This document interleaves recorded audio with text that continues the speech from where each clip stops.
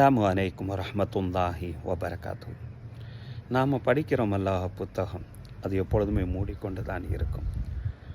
நாம் அதை திறந்து பார்த்தால்தான் அது தனக்குண்டான விஷயங்களை தான் எப்படிப்பட்டவன் என்பதையும் அதை வெளிப்படுத்தி காட்ட ஆரம்பிக்கும்.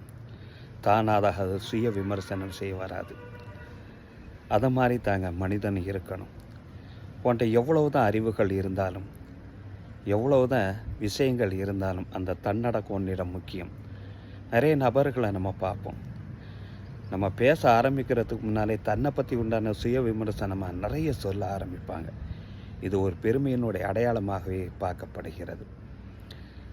அல்லாஹு சுப்ஹானஹு வ தஆலா இவ்வாறு சொல்கிறான், அல் கிப்ரியா ரிதாய், பெருமைங்கிறது என்னுடைய மேலாடை, அல்லமத்து இசாரி, கண்ணியங்கிறது என்னுடைய கீழாடை, பொமன் நாசானி மினுகுமா வாஹிதம் மினுமா, வீட்டிலிருந்து ஒன்றை என்னிடமிருந்து கலட்ட நினைச்சாலும் ஃபதஃபாத்து ஃபின்னார், அவனை நான் நரகத்தில் தூக்கி வீசிடுறேன் என்று இறைவன் சொல்கிறான். நரகங்கிறது இந்த உலகத்திலிருந்து நம்ம மரணித்ததுக்கு பின்னால் மட்டும் கிடையாது. பெருமையினாலும் சுயமாக ஒரு கௌரவத்தை தேடுவதனாலும் கண்ணியத்தை தேடுவதனாலும் ஏற்படக்கூடிய அவமானங்களே நரகந்தானே. நிறைய இடத்துல நம்ம பார்க்குறோம். அந்த தன்மையை நம்மிடமிருந்து நம்ம பாதுகாத்து கொள்வோம். இறைவன் நம்மளை விரும்புவான் இன்ஷா அல்லாஹ் தஆலா.